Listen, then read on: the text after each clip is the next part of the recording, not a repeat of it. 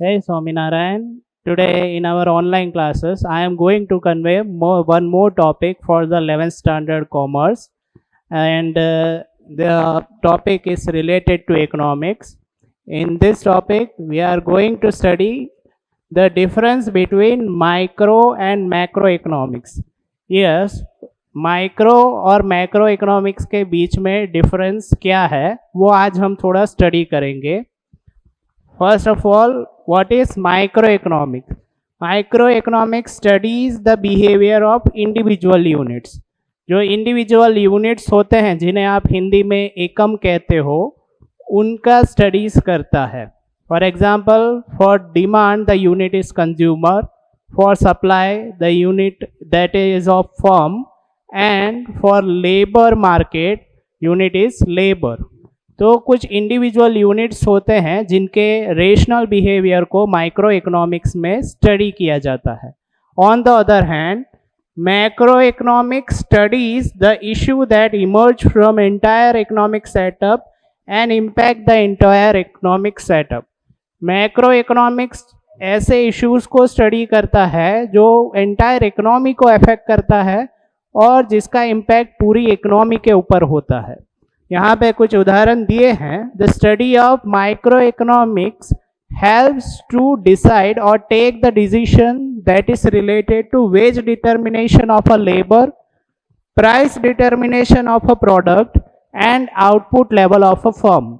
Micro economics का study करने से आप कुछ टॉपिक से रिलेटेड डिसीजंस ले सकते हो, जैसे कि किसी वर्कर का या लेबर का वेज डिटर्मिनेशन करना हो तो उससे जुड़ा हुआ डिसीजन ले सकते हो.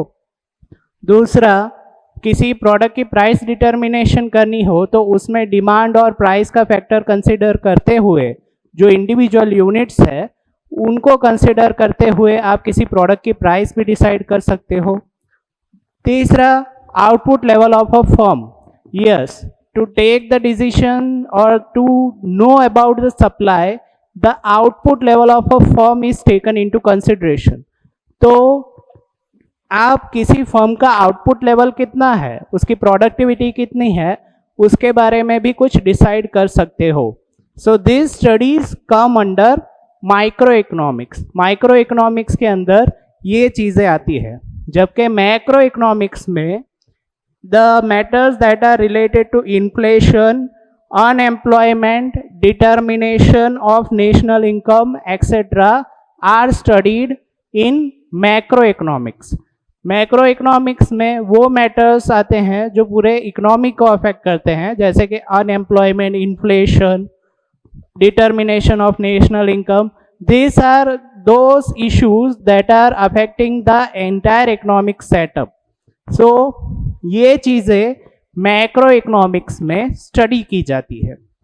Now the next point is related to different ways of presenting information in economics.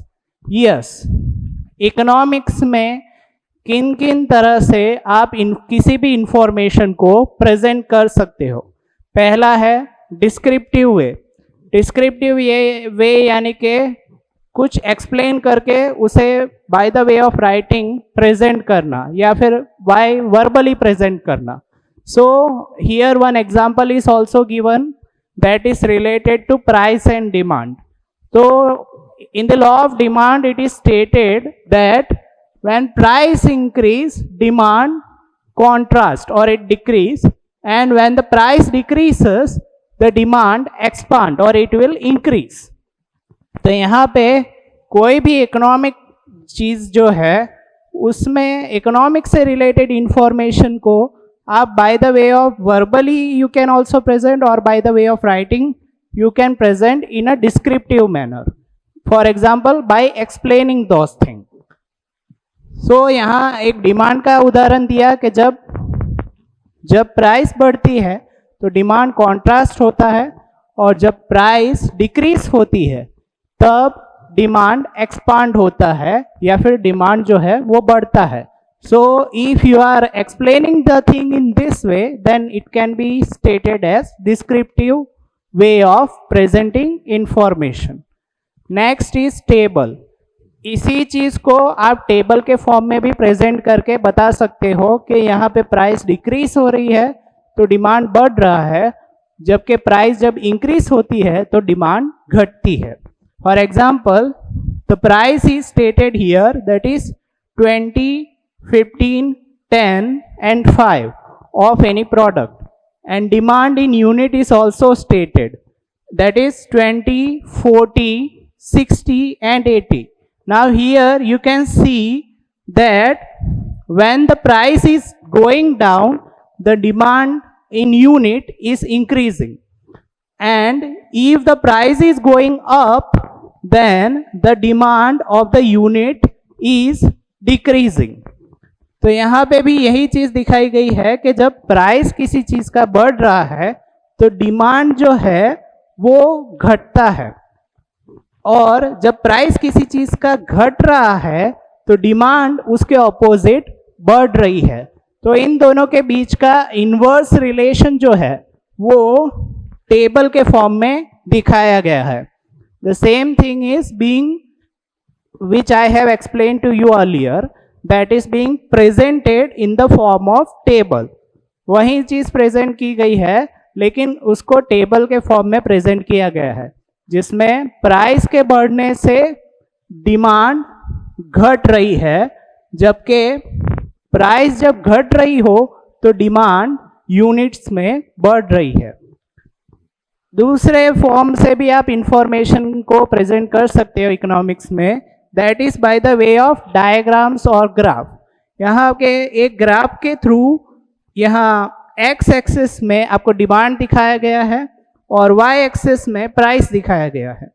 तो यहाँ पे डिमांड का जो कर्व है वो नीचे की ओर जा रहा है, तो जहाँ पे प्राइस अगर घट रही है तो डिमांड जो है वो यूनिट्स में यहाँ पे बढ़ रहा है. इसलिए यहाँ जब प्राइस ऊपर की ओर जा रही है तब डिमांड जो है वो 20 तक है, लेकिन जब प्राइस जो है वो नीचे की ओर आ रहा है तब डिमांड जो है वो यूनिट्स में बढ़ रहा है. इसलिए डिमांड कर्व जो है वो डाउनवर्ड स्लोपिंग है.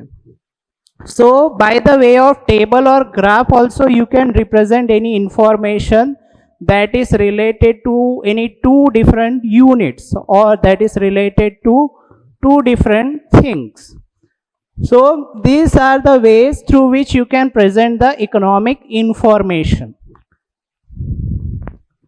So for today I have conveyed two topics to you, that is related to micro and macroeconomics, and the another topic that is related to different way of showing the information in economics. It can be shown by the descriptive way, it can be shown with the help of a table, and it can be shown by the way of diagram or graph, which is being presented in this manner. Okay, thank you.